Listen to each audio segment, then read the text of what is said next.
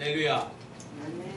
묵상집에 보니까 3월 16일 날 좀 재밌는 말이 있어요. 사투리 여러분 잘 아시나요? 경상도 사투리. 저는 경상도에서 많이 살아서 잘 아는데 만다꼬라고 아시나요? 만다꼬 이렇게 무엇 하려고 뭐 이런 뜻이죠. 만다꼬 이거 잘 모르실 것 같아요. 또 우야꼬는 아시죠? 묵상집 내용을 한번 읽어보시면 좋겠어요. 사투리에 참 뭐라고 할까요?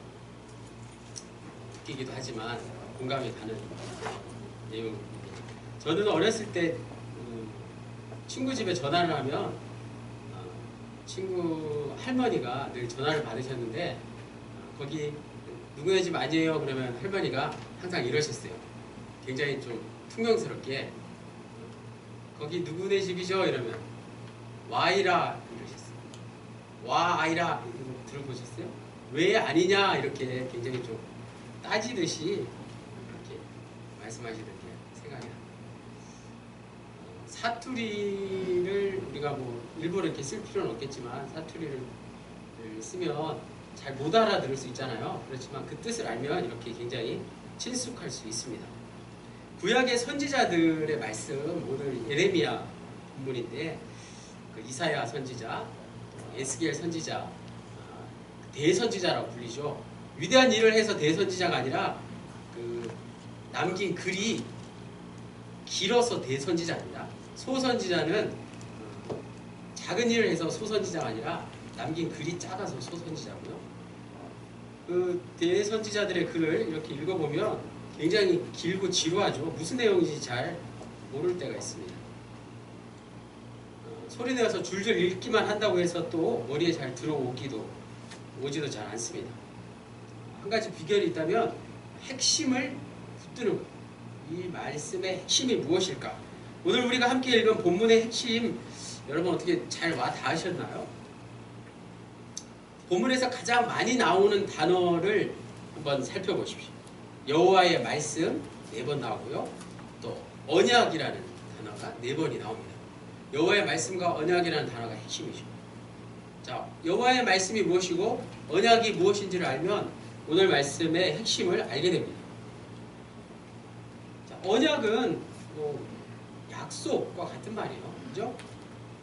성경에서 약속은 사랑이나 뭐 구원이나 평화 이런 개념처럼 굉장히 중요한 개념이죠. 어떻게 보면 더 중요하다고도 할 수 있습니다. 왜냐하면 구약, 신약 할 때 그 약이 약속할 때 약자예요. 올드 테스터먼트, 뉴 테스터먼트. 하나님이 우리에게 주신 약속이라는 거예요. 성경. 또 노아 홍수 이후에 하나님께서 다시는 물로 심판하지 않으시리라 하시고 약속으로 뭘 보여주셨죠? 무지개를 보여주셨어요.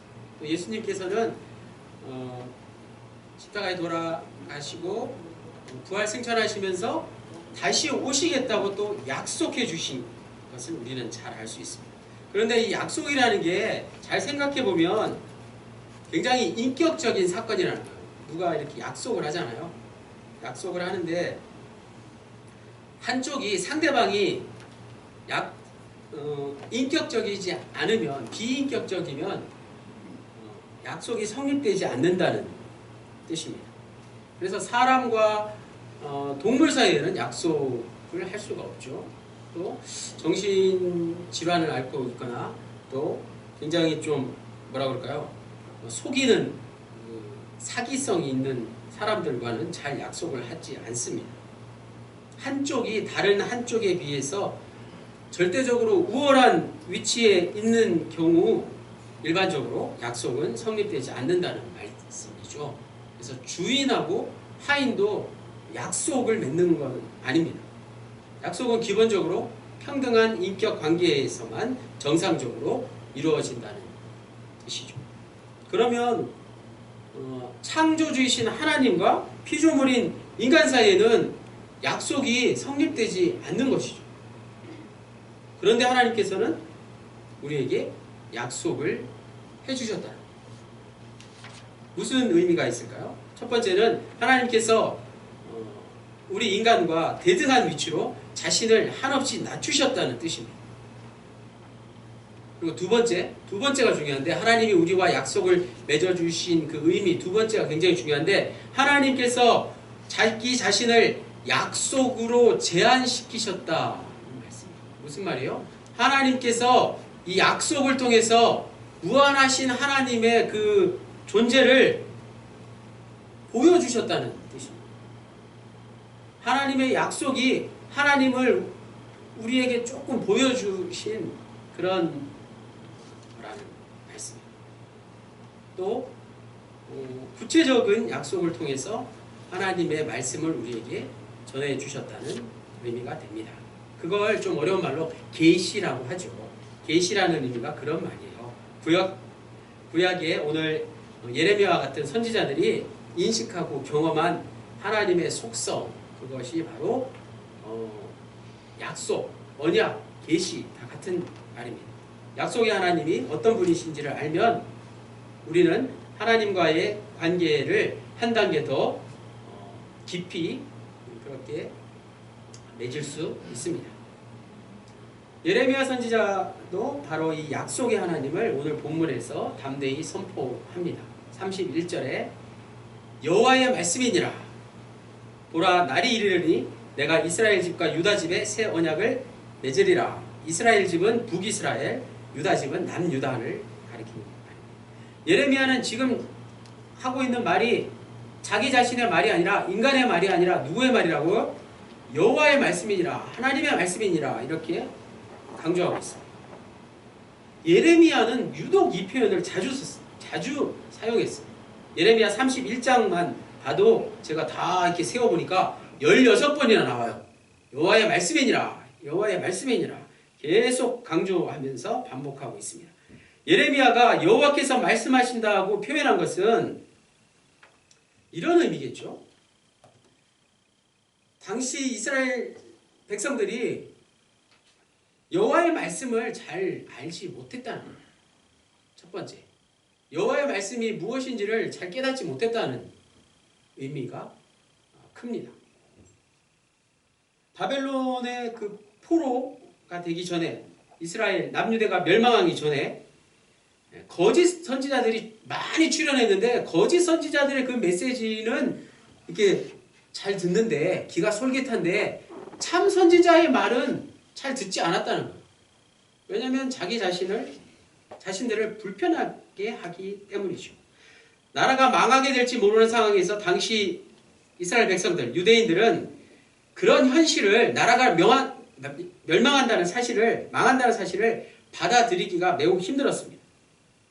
자신들은 분명히 하나님께서 선택하신 그런 서민인데 왜 이런 어려움을 당해야 하나 이해할 수 없었던 것입니다. 예레미야가 그런 민중들의 상태를 너무나도 잘 알고 있었기 때문에 여호와의 말씀이니라, 여호와의 말씀이니라 계속 강조하고 있는 것이죠.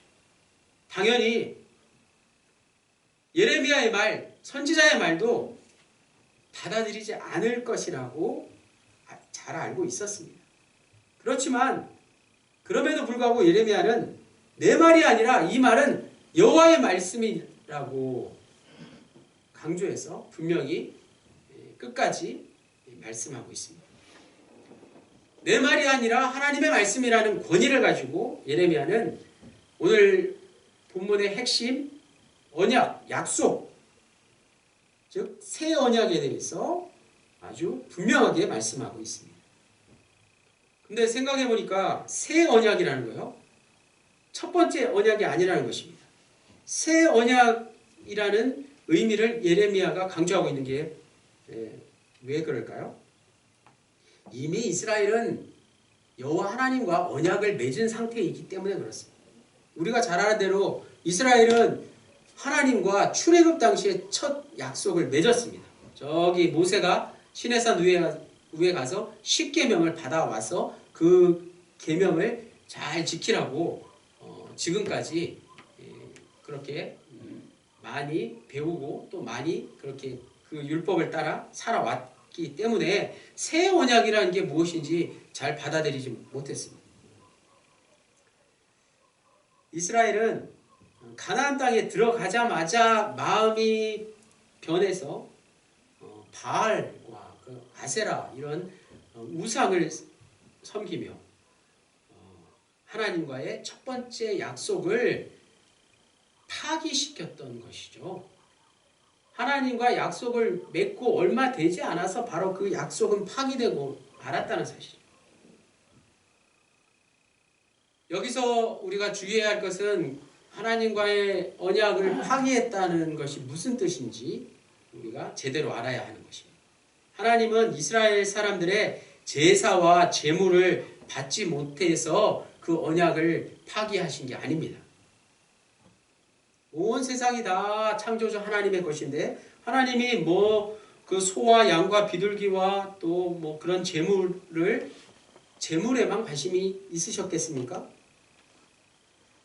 하나님을 위해서 이스라엘 백성뿐만 아니라 오늘 우리가 해야 할 일은 생각해 보면 별로 없습니다. 아니 하나도 없는지 모릅니다. 반대로 하나님이 우리를 위해서 일하신다는 게 정답입니다. 마치 이런 것과 같은 것이죠. 부모들이 호강을 하겠다고 어린 자녀들을 그렇게 지극정성으로 돌보겠습니까? 그런 게 아니죠. 그냥 철없는 아이들을 어릴 적부터 그렇게 돌보는 이유는 사랑하기 때문에 그런 거잖아. 나중에 무슨 호강을 하겠다고 아이들을 그렇게 지극정성 보살피겠습니까? 그것과 같은 것입니다. 중요한 건 이스라엘 백성들의 영혼이 중요한 거예요. 생명의 가치를 그들이 어디에 두었냐, 그게 바로 중요한 것입니다. 그들이 우상을 섬겼다는 것은 생명의 가치, 생명의 근거를 하나님이 아닌 다른 것에, 우상에 두었다는 뜻이죠. 그 즉시 하나님과의 언약이 깨어지고 만 것입니다. 우상 숭배의 결과는 예나 지금이나 생명의 훼손이라는 사실입니다. 즉 하나님과의 단절인 죽음에 이르는 게 바로 우상을 섬기는 것입니다. 겉으로는 살아있지만 속으로는 죽은 것과 다름없는 상태. 그래서 오늘 예레미야 선지자가 이스라엘 백성들을 향해서 그토록 줄기차게 외치고 있는 것입니다. 이와 같이 예레미야는 자기 민족이 생명과 생존의 근거를 하나님께 두지 못하고 보았으니까 이게 바로 첫 번째 약속의 파기입니다. 이런 상황에서는 하나님이 하실 일이 아무것도 없습니다. 약속이 끼어진 상태에서 하나님이 이스라엘을 지켜주고 싶으셔도 지켜줄 수 없는 것이죠. 왜냐하면 하나님은 아까 말씀드린 대로 약속에 자신을 제한시키는 분이시기 때문에 그렇습니다. 결국 예루살렘은 바벨론에 의해서 망할 수밖에 없었습니다. BC 586년에 예루살렘 성전이 완전히 무너졌습니다. 예레미야의 영적인 통찰력이 그대로 적중한 것이죠. 예레미야나 이사야나 에스겔 같은 선지자들의 예언이 그대로 적중한 것입니다. 당시 유대가 망한 이유는 하나님과의 관계가 다가 아니라 군사력과 경제력 또 외교 정책 때문이 아닌가라고 역사학자들은 말하기도 합니다. 일리가 있는 말이죠. 우리가 사는 세상도 그렇지 않습니까? 그러나 역사란 무엇인가를 제대로 안다면 한 나라의 운명이라는 게 단순히 군사력, 경제력 이 다가 아니라는 것도 알게 됩니다. 모든 게 인간의 생각대로 되지 않기 때문에 그렇습니다. 역사는 무엇인가? 라는 거창한 질문을 우리 자신에게 해보지만 거대한 세계사의 변화와 흐름을 볼 때 작은 불씨 하나로부터 시작된 크고 놀라운 사건들이 많다는 것을 우리는 알게 됩니다. 세계의 큰 사건과 역사는 작은 일에서 시작되었다는 것을 우리가 알 수 있습니다. 그 작은 불씨를 지피고 또 거대한 변화를 일으키시는 분이 바로 하나님이십니다. 예레미야를 비롯해서 구약의 모든 선지자들은 우리의 예상을 뛰어넘는 이 역사의 거대한 흐름을 분명히 인식했고 그것이 바로 하나님에 의한 것이라고 보았습니다. 따라서 하나님의 약속에 충실할 때 개인이나 민족이나 국가나 온전히 살아날 수 있다고 오늘 본문에서 역설하고 있는 것입니다. 출애굽 때 하나님과 맺은 언약은 이제 폐기되었습니다. 따라서 유대민족은 더 이상 하나님의 백성이 아닙니다. 그것으로 모든 게 끝장이 나버렸어요. 처음의 약속으로 되돌아갈 수도 없는 상황. 그래서 예레미야는 하나님과 새 언약을 맺어야 한다. 하나님께서 이스라엘에게 새 언약을 주신다고 선포하고 있습니다. 자, 오늘 주보에 기록된 금주의 요절 33절 말씀 다 같이 읽겠습니다. 예레미야 31장 33절 시작. 그러나 그날 후에 내가 이스라엘 집과 맺을 언약은 이러하니 곧 내가 나의 법을 그들의 속에 두며 그들의 마음에 기록하여 나는 그들의 하나님이 되고 그들은 내 백성이 될 것이라. 여호와의 말씀입니다. 놀라운 예레미야의 통찰력이 느껴지십니까? 이 말씀을 주의 깊게 보면 새 약속이 출애굽의 약속과는 정말 다르다는 것을 알게 됩니다. 겉으로 보기에는 새 약속과 출애굽의 약속, 율법이 비슷해 보입니다. 그러나 예레미야는 출애굽 당시에 이미 주어졌던 율법 10계명을 새 약속이라 새 언약이라고 분명히 말씀하고 있다는 사실이죠. 그것이 34절에 다시 이렇게 나옵니다. 다 같이 34절도 읽겠습니다. 예레미야 31장 34절 시작. 그들이 다시는 각기 이웃과 형제를 가르쳐 이르기를 너는 여호와를 알라 하지 아니하리니 이는 작은 자로부터 큰 자까지 다 나를 알기 때문이라. 아멘. 자, 처음에 읽을 때 이 말씀이 잘 이해가 안 되셨다면 지금 집중해서 잘 보시기 바랍니다. 하나님과 이스라엘 백성이 새 언약을 맺으면 하나님이 너무나 확연하게 드러나기 때문에 더 이상 하나님을 알라고 이렇게 이야기하거나 또 하나님을 믿으라고 말할 필요가 없다는 그런 말씀입니다. 새로운 약속은 하나님이 완전히 다 모든 사람에게 온 세상에 다 드러나는 것입니다. 하나님은 모든 이들의 악행을 다 용서하시고 그들의 죄를 기억조차 아니하신다고 말씀하십니다. 이게 바로 이스라엘이 하나님과 새로 맺은 언약입니다. 다르죠. 10계명과 분명히 다른 그런 새로운 약속입니다. 모양이 아니라 더 중요한 것은 내용이 완전히 새로운 것이라는 뜻입니다. 전혀 다른 차원의 약속입니다. 이것이 바로 하나님의 예레미야의 하나님 경험이었다는 것입니다. 자, 우리의 마지막 질문. 예레미야의 이 예언이 과연 그러면 성취되었나요? 성취되었을까요? 그 질문입니다. 예루살렘이 바벨론에 의해서 파괴되고 지도자들이 모두 포로로 잡혀갈 수밖에 없다는 예레미야의 예언은 일단 성취되었습니다.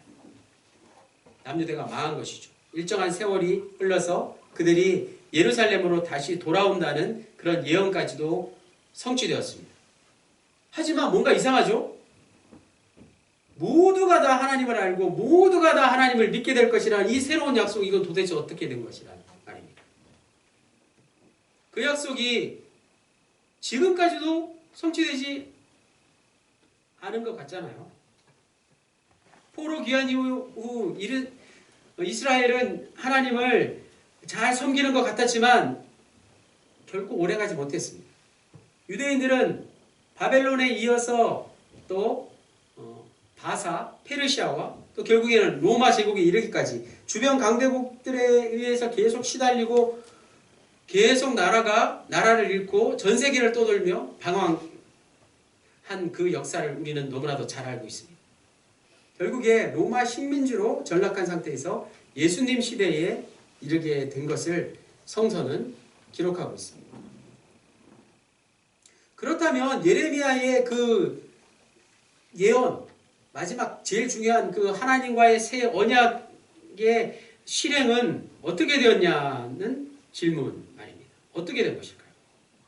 예레미야는 놀랍게도 전혀 새로운 차원에서 계시된 새로운 약속을 발견했다는 것이죠.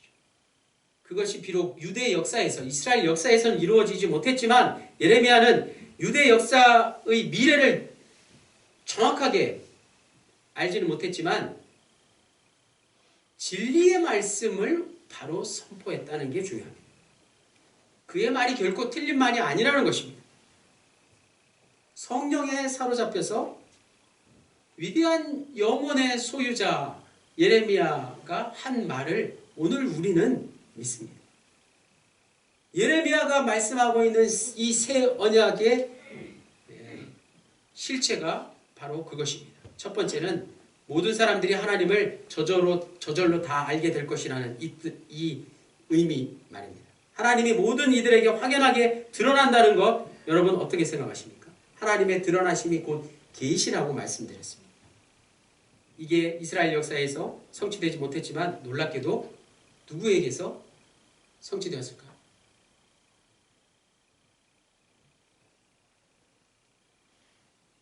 우리에게 익숙한 표현으로 예수 그리스도가 하나님의 아들이시다 라는 표현이 곧 예수님이 하나님의 계시다라는 뜻입니다. 하나님의 드러나심이 예수 그리스도를 통해서 이루어졌다라는 것이죠. 예수 그리스도를 모르는 사람이 있습니까? 예수 그리스도를 믿지 않는 사람은 있어도 전 세계에 예수 그리스도를 모르는 사람은 거의 없습니다. 예레미야가 본 새로운 약속은 결국에 예수 그리스도를 통해서 온 인류에게 성취된 것이라고 우리는 믿습니다.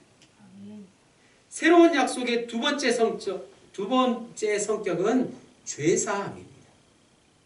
죄사함. 34절 후반부 내가 그들의 악행을 사하고 다시는 그 죄를 기억하지 아니하리라 이 말씀이 바로 그것입니다. 예레미야는 이스라엘 역사를 보면서 사람이 죄악을 떠나서는 살 수 없다는 것을 알게 되었습니다. 출애굽 이후에 율법을 받았지만 여전히 율법으로는 구원받을 사람이 아무도 없다는 것을 알게 된 것입니다. 하지만 놀랍게도 새로운 약속은 하나님께서 사람을 일방적으로 용서해 주신다는 것을 예레미야는 오늘 본문에서 말씀하고 있습니다. 새로운 약속에 따르면 하나님은 사람을 일방적으로 용서해 주신다는 것입니다. 그것만이 유일한 구원의 길이기 때문에 그렇습니다. 이것도 이스라엘의 역사를 통해서 이루어진 것은 아닙니다. 놀랍게도 하나님의 계시 예수 그리스도에게서 성취된 사건입니다. 예수 그리스도의 저 십자가를 믿는 자는 누구나 멸망하지 않고 구원을 얻게 된 것입니다. 하나님은 죄인인 우리를 의롭다고 인정해 주시고 구원해 주셨습니다. 자, 이 두 가지 성격을 볼 때 예레미야가 말하는 새로운 언약의 두 가지 성격, 첫 번째는 모든 사람들이 다 하나님을 알게 될 것이라는 것이고 또 하나는 모든 사람들이 다 죄를 용서받게 될 것이다 라는 이 두 가지 새 언약의 성격을 볼 때 예레미야가 말하는 새로운 약속은 예수님, 예수 그리스도 바로 그분이십니다. 그분 자체가 우리에게 새 언약이요, 약속이요, 하나님의 계시라는 뜻입니다. 그러므로 오늘 말씀, 여호와의 말씀, 오늘 말씀의 제목은 곧 우리에게 주신 약속이자 새 언약을 가리키는 것입니다. 여호와의 말씀이, 하나님의 말씀이 우리에게 새 언약이 되었다는 것입니다. 예수님의 말씀이 우리에게 주신 하나님의 약속이자 새 언약인 것과 같습니다. 예수 그리스도를 통한 하나님의 약속을 굳게 믿고 그 길에 서서 담대히 살아가는 저와 여러분 모두가 되시기를 주님의 이름으로 간절히 축원합니다. 아멘. 자, 이 시간 우리가 잠시 함께 기도했으면 좋겠습니다. 오늘 말씀처럼 하나님께서는 우리가 예수님을 믿는다는 그 사실 하나의 근거에서 우리의 부족함을 기억하지 않으십니다. 우리가 예배 전 부른 그 찬양의 가사처럼 지나간 일들을 기억하지 않으시고 이전에 행한 모든 일을 생각지 않으십니다. 그러나 정작 오늘 우리는 자기 자신이 어딘가 부족하지 않다는 사실을 확인하기 위해서 혹은 남에게 부족한 것처럼 보이지 않기 위해서 얼마나 노심초사하며 사는지 모릅니다. 우리의 영혼이 지치고 피곤해서 하루하루 정말 힘들 때가 많이 있습니다. 김순영 부교님께서 반주를 좀 해주시면 고맙겠습니다. 자, 하나님께서는 우리의 죄악을 분명히 기억조차 하지 않으시고 우리의 지난날의 모든 잘못을 생각지도 않으신다는 오늘 말씀 잘 생각해 보십시오.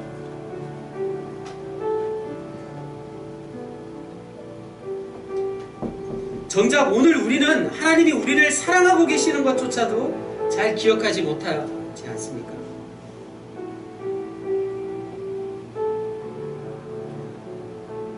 하나님은 오늘 우리가 좀 게으르든지 좀 못났든지 가난하든지 부족하든지 이런 것들을 분명히 기억하지 않으시는데 그게 바로 하나님이 우리에게 주신 새 언약, 새 약속인데 우리의 신앙의 핵심인데 우리가 그것을 놓치고 산다면 하나님께서 얼마나 안타까워하실까요?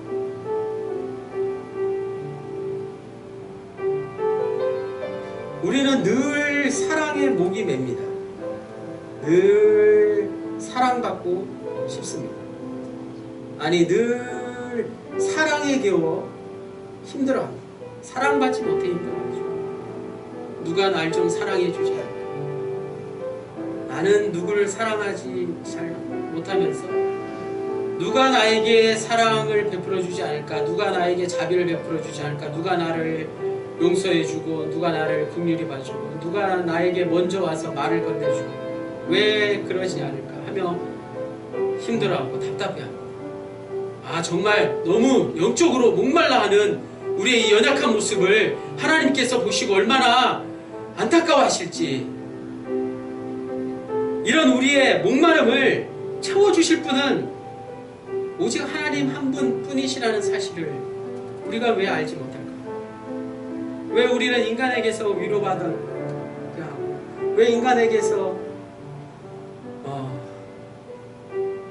섭섭해하고 또 실망하고 그렇게 사는지. 자, 우리 구세관 합동영혼 공동체가 하나님의 사랑으로 서로를 격려하고 배려하고 사랑함으로써 서로의 목마름을 영혼의 갈급함을 채워줄 수 있기를 원합니다. 자, 이 시간 우리가 함께 기도하시면서 우리가 서로를 좀 더 사랑하게 해달라고 내가 먼저 다가서서 서로를 배려하고 서로를 이해하고 서로를 사랑할 수 있게 해달라고 우리 잠시 기도하시겠습니다. 각자의 자리에서 기도하시고 또 마음이 허락되시는 분들 자비석에 나와서 기도하시고 이 시간 하나님께서 우리의 기도를 들어주실 줄 믿습니다. 하나님 우리의 마음을 주장하여 주십시오. 우리의 마음을 움직여 주십시오. 우리의 이 돌같이 굳은 딱딱한 마음을 주님 녹여 주십시오. 하나님의 말씀으로 우리에게 새 언약을 주셨는데 그것이 무엇인지 정작 깨닫지 못하고 아직까지도 서로를 배려하지 못하고 이해하지 못하고 사랑하지 못하며 살아가는 내 모습, 지금 나의 모습이 이스라엘의 모습과 어떻게 다를 수가 있겠습니까? 하나님, 우리의 죄를 다 용서하여 주신다고 말씀하시고 우리의 죄를 기억조차 않게 하신다고 말씀하시고 아버지, 우리를 너무나도 사랑하시는 하나님의 은혜를 이 시간 생각하면서 우리가 기도하오니 주님 우리의 기도를 들어주십시오. 아가서 2장 11절에서 12절 말씀을 읽어드리겠습니다. 겨울은 지나고 비도 그치고 비구름도 거쳤고 꽃피고 새들 노래하는 계절이 이 땅에 돌아왔소. 비둘기 우는 소리 우리 땅에 들리고 더 이상 미래가 없다는 말만큼 암울한 말이 또 있겠습니까? 지구의 아픔이 인간의 아픔으로 되돌아왔음을 우리는 너무나도 뼈저리게 실감하면서 지내고 있습니다. 인간의 학대에 지친 지구의 아픔의 소리를 그동안 우리가 왜 듣지 못했을까요? 우리는 분리된 존재가 아닌데 지구와 한 생명 공동체인데 자연과 하나 된 존재인데 우리는 그들의 말을, 하나님의 말씀을 듣지 않았습니다. 지구가 있으므로 우리가 있다는 것을 우리는 알려고 노력조차 하지 않았습니다. 하지만 코로나19로 인해서 모두가 힘겹게 견디고 있는 이 아픔의 시간을 지구는 오래전부터 겪어왔다는 사실을 알면 알수록 정말 너무나 우리는 한없이 부끄러워집니다. 하지만 우리는 실망할 수 없습니다. 우리는 여기 주저앉을 수 없습니다. 우리 모두의 아픔이 다 끝나고 우주 만물의 신음소리가 그치는 그날을 이제 우리가 다시 만들어가야 하기 때문에 그렇습니다. 우리가 훼손했던 이 땅에서 꽃이 피고 새들이 노래하는 계절이 돌아오고 비둘기 우는 소리가 들리는 그날을 우리가 모두 함께 만들어 가야 하지 않겠습니까? 하나님, 서로의 마음을 아프게 하고 서로를 위로해 주지 못하고 배려하지 못하고 사랑하지 못했던 우리의 잘못까지 주님께서 다 용서하여 주시기를 간절히 빌고 원합니다. 우주 만물을 아프게 했던 우리의 욕심, 인간의 욕망을 버리게 하시고 빈 마음으로 새롭게 출발하는 우리 모두가 될 수 있게 도와주십시오. 예수 그리스도의 이름으로 기도드립니다.